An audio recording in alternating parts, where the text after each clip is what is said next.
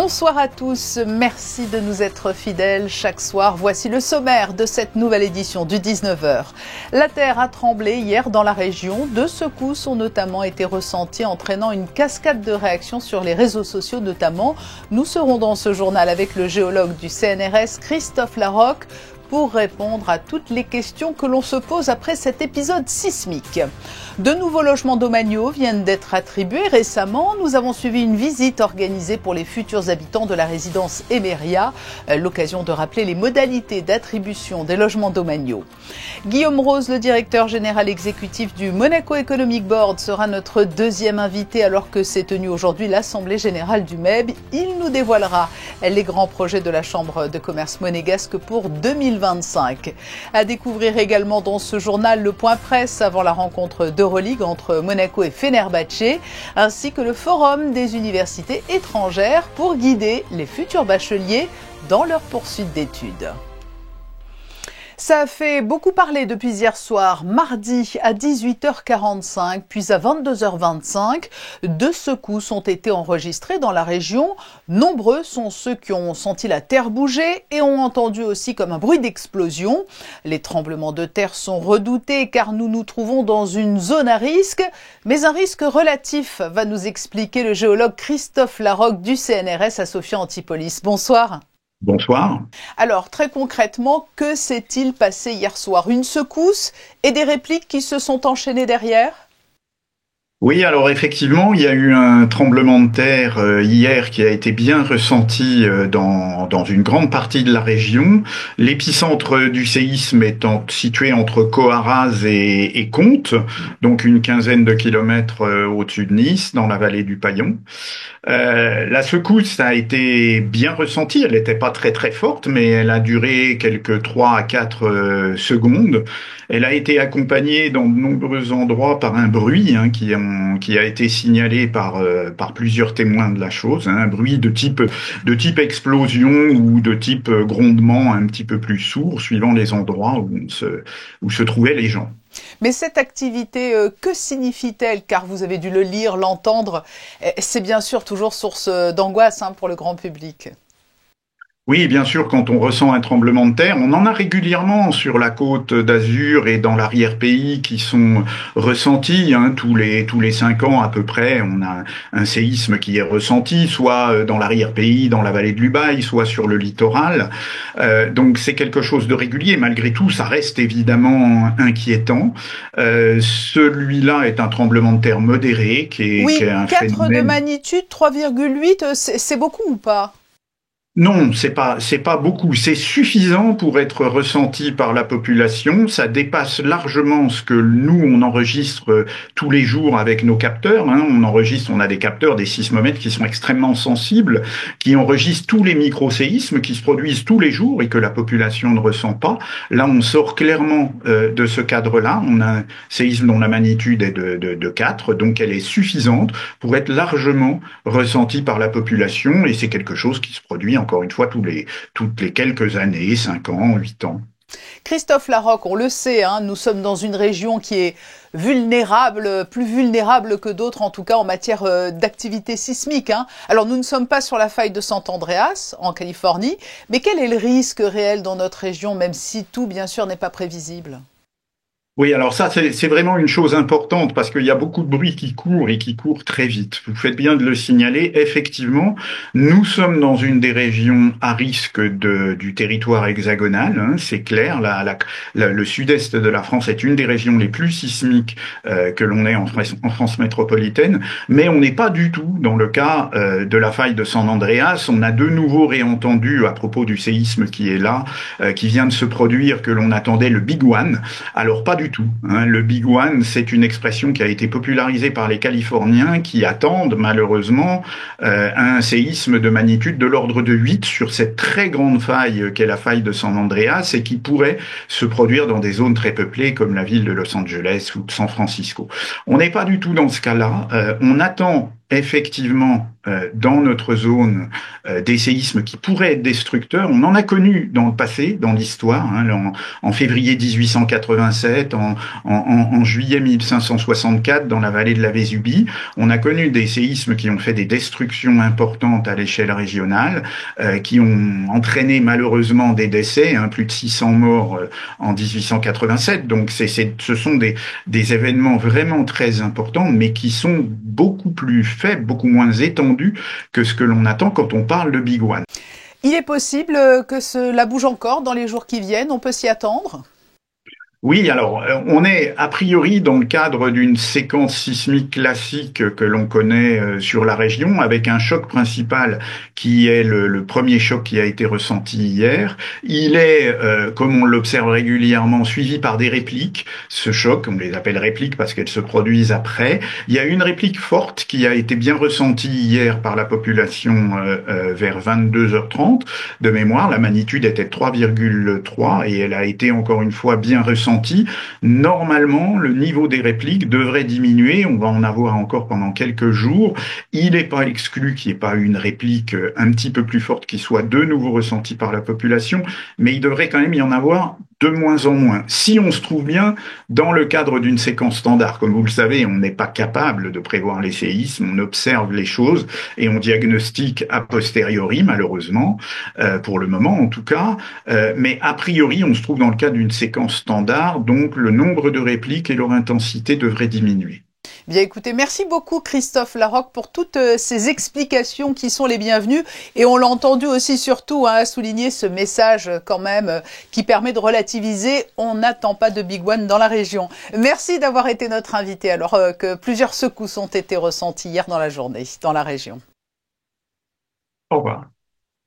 Il y a quelques jours, les bonnes nouvelles arrivaient pour des Monégasques en attente de logements domaniaux. Les attributions ont été rendues publiques et les premières visites ont débuté. Direction de l'habitat et administration des domaines travaillent ensemble pour accompagner les Monégasques qui ont la possibilité de s'installer dans un appartement des domaines. Comment sont attribués ces logements? Quels sont les critères à respecter? Toutes les explications dans ce reportage signent Alban Jean-Jambre et Jean-Alexandre Dordet. Ici, on arrive sur une cuisine tout équipée. Vous avez tout l'électroménager inclus, plaque de cuisson, le four. Aujourd'hui, ce couple de retraités visite l'appartement qui lui a été attribué par la commission d'attribution des logements. À Monaco, il y a les logements privés et les logements du parc domanial, propriété de l'État. Seuls les Monégasques peuvent prétendre à un logement du parc domanial. Pour ce faire, ils doivent candidater auprès de la direction de l'habitat lors d'une commission d'attribution. La commission d'attribution des logements est constituée du Conseil national, de la mairie et d'autres entités gouvernementales. C'est elle qui sélectionne les candidats selon un nombre de points. On répartit les gens par typologie d'appartements, 2 pièces, 3 pièces, 4 pièces, 5 pièces. Ensuite, la direction de l'habitat, sur la base des éléments du dossier, calcule un nombre de points. Ce nombre de points, il est fixé par arrêté ministériel, c'est-à-dire qu'en fonction des caractéristiques du foyer, des revenus et un certain nombre d'attributs, et ce sont ces dossiers que nous présentons à la commission. En parallèle, l'administration des domaines indique le nombre de logements disponibles au sein du parc domanial et c'est ainsi que les attributions sont faites. Ici, la commission d'attribution concerne les logements d'une partie de la résidence Emera. Il y a eu 322 candidats à l'attribution. Nous en avons attribué 194. Beaucoup de candidats ont précisé dans quel quartier ils souhaitaient être attributaires. Et comme les domaines ont mis à disposition un large panel d'appartements sur tout le territoire, nous avons pu satisfaire plus de 85% des souhaits de localisation des candidats. Techniquement, c'est un petit peu difficile parce qu'il y a beaucoup d'items à remplir, il ne faut pas se tromper, mais globalement, ça s'est bien passé. On a été bien aidés par la direction de l'habitat. Et là, on est très content de visiter cette résidence qui est vraiment superbe, très claire et qui nous plaît beaucoup. C'est ensuite l'administration des domaines qui prend le relais pour assurer la continuité des dossiers de chaque attributaire. L'administration des domaines participe aux visites. Donc on va pouvoir renseigner les attributaires sur les démarches qu'ils vont devoir faire par la suite Pour ce faire, on leur remet un petit livret. Une fois que le bail est signé, nous allons accompagner l'occupant, alors qu'il soit locataire ou qu'il soit titulaire d'un contrat habitation-capitalisation, tout au long de son occupation. Donc en fonction des démarches qu'il voudra réaliser, s'il veut réaliser des travaux par exemple au sein de son logement, il devra s'adresser à l'administration des domaines. Il n'y a qu'une seule commission d'attribution de logements par an. Autre alternative, les échanges d'appartements qui peuvent se faire tout au long de l'année. L'année dernière, 63 foyers ont trouvé un appartement grâce aux échanges. Et aujourd'hui, sur le registre des échanges, nous avons un peu plus de 140 logements disponibles. Si vous souhaitez attendre la prochaine commission d'attribution, sachez qu'elle se fera au premier trimestre 2026. Elle concernera le bloc C de la résidence Emera ainsi que des logements de restitution. Un petit coup de pouce pour les élèves de terminale qui sont en pleine réflexion sur leur poursuite d'études après le bac. Il y a ceux qui peaufinent leur dossier Parcoursup avant la validation définitive des dossiers le 2 avril. Et puis il y a ceux qui voient loin, beaucoup plus loin, et ont pour projet d'intégrer l'an prochain ou dans quelques années des universités étrangères. Pour les aider dans leur choix, le Forum des universités étrangères était organisé aujourd'hui à l'initiative de l'Association des parents d'élèves de Monaco. C'est un reportage à l'auditorium Régnier 3 de Frédéric Elion et Arnaud Humbert. C'est la question qui peut être stressante aussi bien pour les élèves que pour leurs parents. Que faire après le lycée? Vers quel cursus s'orienter? Pour les aider dans ce choix crucial, l'Association des parents d'élèves de Monaco a organisé ce mercredi à l'auditorium Régnier 3 la 2e édition du Forum des universités étrangères de Monaco. On a 16 universités top en Europe où les enfants peuvent étudier en anglais sans être en Angleterre ni aux États-Unis et qui donnent la majeure opportunité des offres qu'aujourd'hui on peut présenter aux enfants. On a vraiment tous les choix possibles et surtout les enfants ils demandent de partir en Italie et en Espagne. Business et management sont les plus demandés mais on a vraiment pour tout le monde leur choix. Toute la journée, de 9h à 18h, plus de 300 élèves des classes de première et de seconde des lycées FANB et Albert Ier sont venus rencontrer les représentants d'universités internationales. Moi, je suis en première à Albert Ier et je suis venue ici pour trouver une opportunité et pour vraiment une ouverture d'esprit sur les autres universités que même si les spécialités ne sont pas les miennes, mais pour voir vraiment les autres opportunités si elles sont ouvertes à moi. J'ai pas trop encore d'idée de ce que je veux faire, du coup c'est un peu pour essayer de comprendre un peu ce que je veux faire et aussi pour voir les universités à l'étranger. Partir à l'étranger, c'est pas quelque chose qui te fait peur, au contraire, ça t'intéresserait? Non, ça m'intéresserait parce que je parle très bien l'anglais, du coup je pense que c'est une opportunité que je devrais prendre. Cette journée aura été riche en informations et en échanges pour tous ces jeunes étudiants qui repartent de l'auditorium Régnier 3 avec des réponses concernant leur avenir. Djaïli Amadou Amal, femme de lettres camerounaise, vient de faire étape à Monaco pour rencontrer des lycéens. L'auteur était invité dans 14 classes de la Principauté. Chaque année, la DENJS organise des rencontres littéraires avec des auteurs contemporains. L'écrivaine a notamment pu évoquer son roman « Les Impatientes », étudié par les élèves. Une rencontre tournée vers la question des droits des femmes. Reportage sur les bancs de l'école d'Alban Gingembre et Camille Caloni, deux très bonnes élèves. Une dédicace pour ancrer une rencontre avec Djaïli Amadou Amal. Les lycéens de la Principauté ont pu échanger sur ce roman étudié en classe, Les Impatientes. Le livre retrace le destin de 3 femmes du Sahel victimes de discrimination. Les droits des femmes étaient au cœur de l'échange, un sujet qui parle à la jeune génération. En Europe, on doit être très reconnaissant de la sororité qu'on a et de l'entraide qu'on a entre les femmes qui n'est pas présente de partout. Là, on a parlé d'Afrique subsaharienne, mais c'est pas que là-bas. Je trouve que c'était vraiment touchant comment elle dit que de sa propre expérience, alors que bien que tous ses camarades de l'école primaire c'était avec 4 ou 5 enfants, qu'elle a réussi grâce à juste un agenda d'écrire et grâce à la lecture de se libérer de tout ça. Le récit des Impatientes s'inspire du vécu de celle qui l'a écrit. Le roman est récompensé par le prix Goncourt des lycéens en 2020 et il fait de Djaïli Amadou Amal la première auteure africaine à avoir atteint la finale de la sélection du Goncourt. Quand je commence à écrire, j'étais dans une phase très difficile de ma vie. Je venais de subir le mariage forcé. Je pense que c'est l'instinct de survie qui fait que je me mets à écrire. Je me rends compte que je vomis sur le papier toute la haine, toute la colère, les ressentiments que j'éprouvais et que ça me fait du bien. Il s'est passé pratiquement 10 ans avant que j'ose montrer les textes que j'avais écrits. Et ce qui m'a fait prendre conscience, c'est que si je restais là et que je ne faisais rien, mes filles allaient subir la même chose. C'est cette prise de conscience qui m'a donné la force d'abord de quitter un mari violent, de me prendre en charge, mais aussi de ne plus me taire. En publiant ses écrits, Djaïli Amadou Amal a sauvé ses filles. Elle espère sauver d'autres filles en continuant à écrire.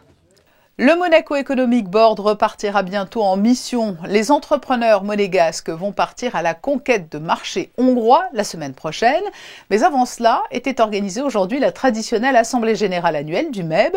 Nous sommes avec son directeur général exécutif. Bonsoir Guillaume Rose.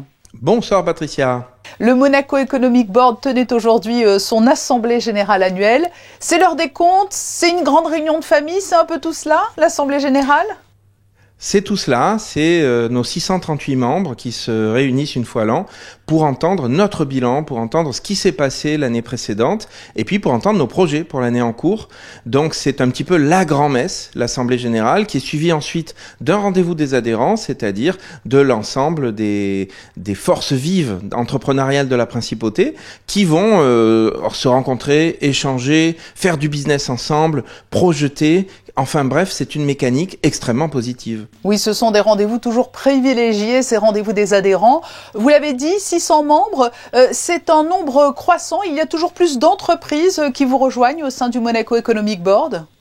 Il faut savoir que depuis 2019, en comptant la terrible crise du Covid de 2020-2021, depuis 2019, nous avons pris 20% d'adhérents de plus.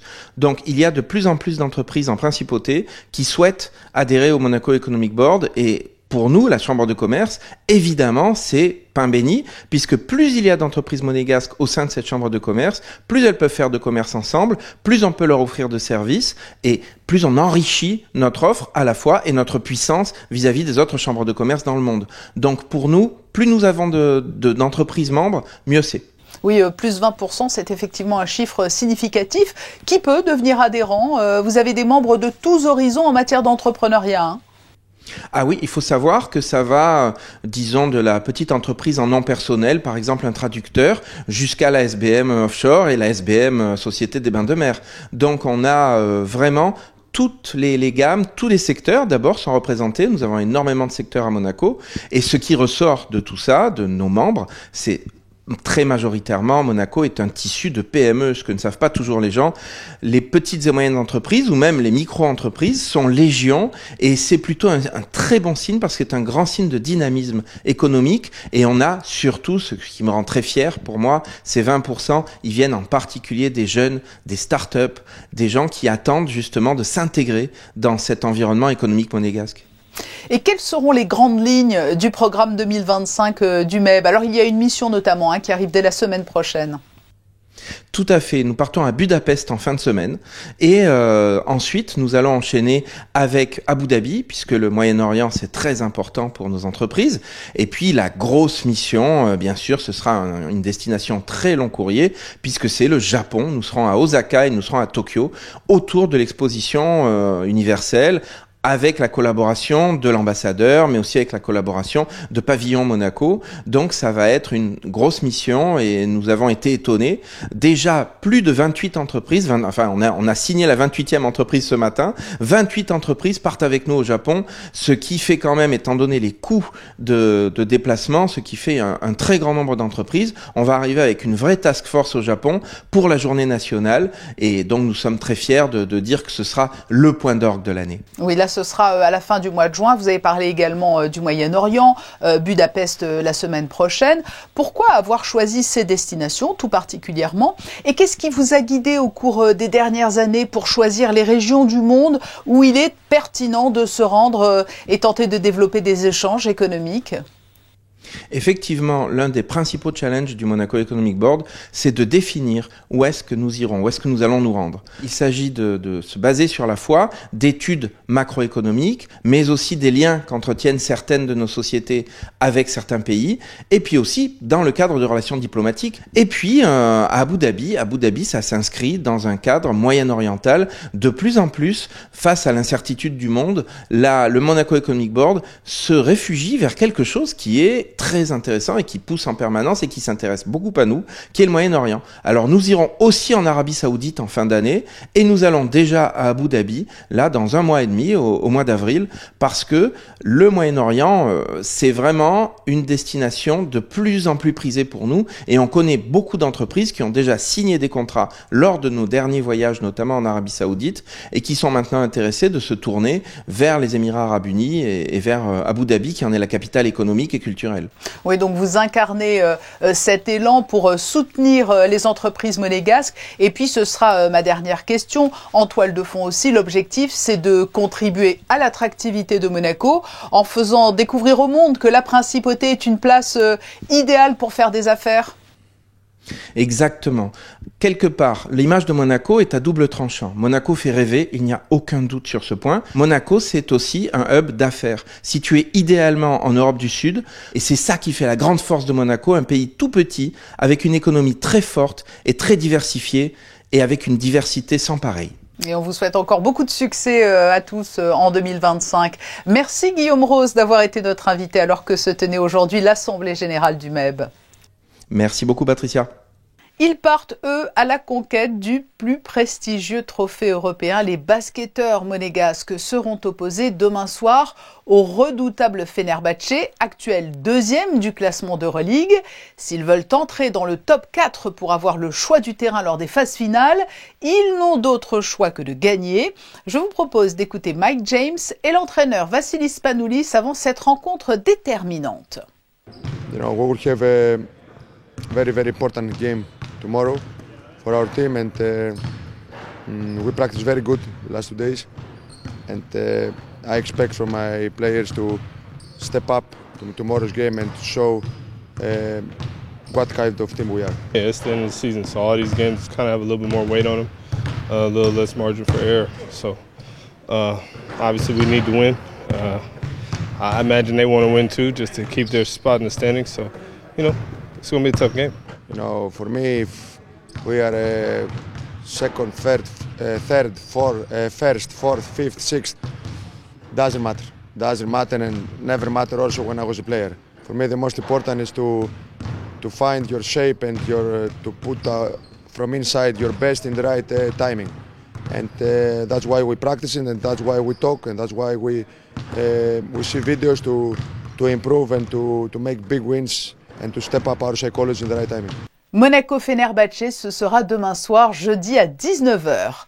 Nous restons à la salle Gaston Médecin et en marge de cette rencontre d'Euroleague qui se prépare, des membres de Special Olympics Monaco ont rencontré hier l'un des basketteurs emblématiques de la Roca Team. Il est venu les entraîner et jouer avec eux, comme vous allez pouvoir le découvrir dans ce reportage de Fabien Bonilla et Camille Caloni. Et c'est le géant lituanien Donatas Motiejunas avec ses 2,13 m qui s'est prêté au jeu. Dimo est devenu le temps d'un après-midi le coach de Special Olympics dans le cadre du programme One Team. En résumé, les équipes d'Euroleague doivent s'associer avec des organisations locales comme Special Olympics pour promouvoir l'inclusion sociale et l'égalité, ce qui n'est pas forcément mis en pratique dans les autres clubs. En revanche, la Roca Team se fait un point d'honneur de développer ces moments de partage avec ces personnes en situation de handicap intellectuel. Il s'agit de la 4e séance sur les 8 prévues cette année avec une thématique différente à chaque fois. Aujourd'hui, on fait passion et motivation. Donc c'est tout autour bien sûr de l'équipe. C'est essayer de travailler. Le basket, c'est un sport qui se joue en équipe. Et donc on veut transmettre les valeurs du sport et du basket à ces athlètes du coup de Special Olympics.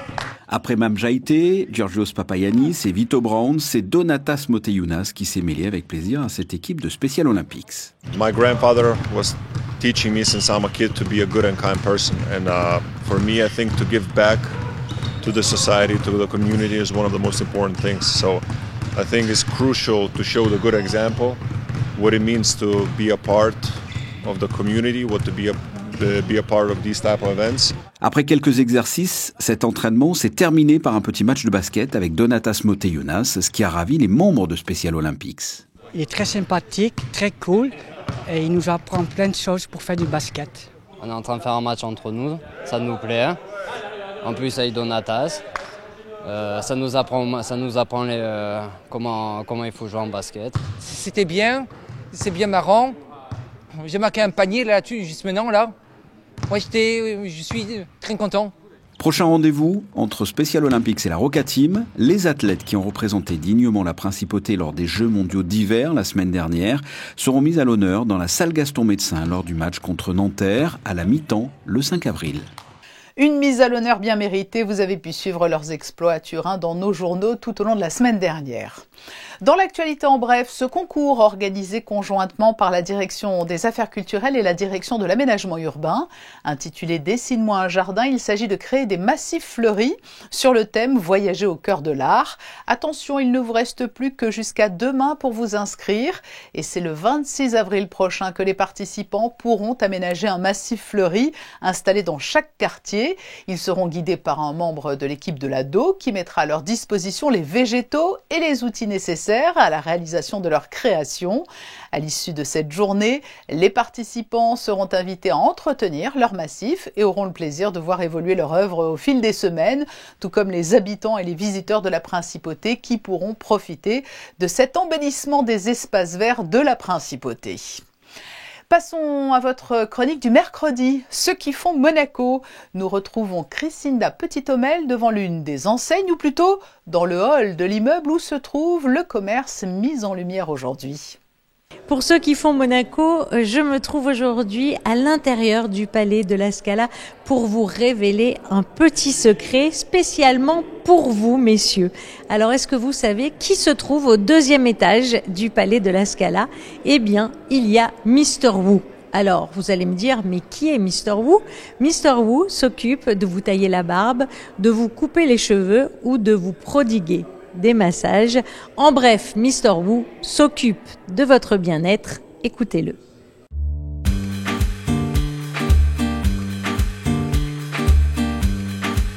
L'histoire de Mr. Wu, c'est simplement de porter un bon moment pour les clients. C'est en philosophie.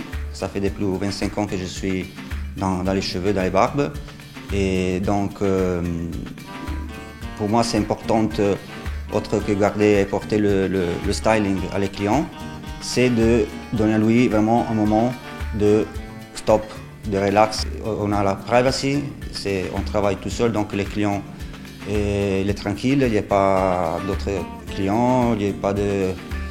Voilà, simplement, on est entre deux, s'il veut parler, il parle, s'il veut dormir, il dort. Parfois, j'ai des clients qui dorment aussi quand je fais la barbe. Donc, voilà, ça c'est pour Pauline Mr. Wu, et surtout pour la qualité. Donc, sûr que je cherche plutôt, par exemple, les shampoings sans les laisses, les parabènes, tout ça.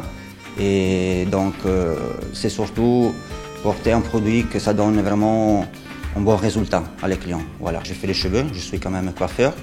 Et je fais barbe à l'ancien, donc avec les rasoirs, avec la serviette chaude et tout, et avec les savons, et l'entretien de la barbe, donc un peu tous les styles, dégradé, barbe classique, donc court, un peu tous les styles, voilà. Donc. Et on fait aussi des soins visage pour purifier un peu la peau. Et là, ça va sortir un nouveau projet, plutôt avec l'utilisation de l'huile essentielle, donc utiliser l'aromathérapie pour même des traitements pour le cuir chevelu, la peau, et porter encore plus un bon moment pour les clients. Alors si vous aussi, vous avez besoin de bien-être et envie de vous faire chouchouter, eh bien il suffit tout simplement de prendre votre téléphone et de réserver, ou alors d'aller sur le site internet www.mrwu.mc. Ici, On vous accueille du mardi au samedi. Vous n'allez pas me faire la barbe? Pas la barbe, mais peut-être un bon petit massage. C'est sur cette idée détente et soin que nous refermons ce journal. Le Kids Tour de la SMFC faisait étape aujourd'hui à Menton. Nous y étions. Vous allez le découvrir dans les photos de fin d'édition, signé Manuel Vitali. Et nous y reviendrons également dans le journal de jeudi 19h. À demain sur Monaco Info pour un nouveau journal. Dans un court instant, la météo. Très belle soirée à vous.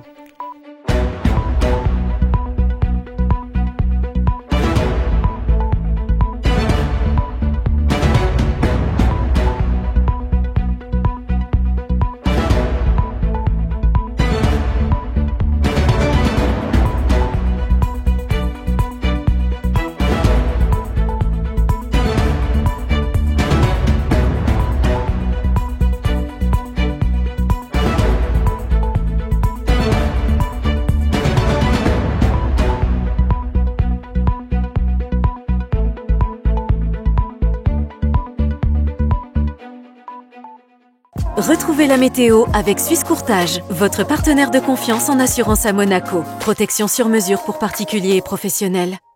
Bonsoir à toutes et à tous. Demain, jeudi, de belles éclaircies sont attendues dans le courant de la matinée, puis le ciel va se couvrir progressivement au fil de la journée avec pas mal de nuages, mais pas de pluie. Attention au vent avec des rafales pouvant aller jusqu'à 40 km/h. Côté température, il fera 9 degrés le matin et 14 l'après-midi. Jeudi 20 mars, ce sera la fin officielle de l'hiver et donc le début du printemps. Logique donc que le 20 mars soit aussi la journée mondiale du bonheur avec l'arrivée des beaux jours. C'était la météo avec Suisse Courtage, votre partenaire de confiance en assurance à Monaco. Protection sur mesure pour particuliers et professionnels.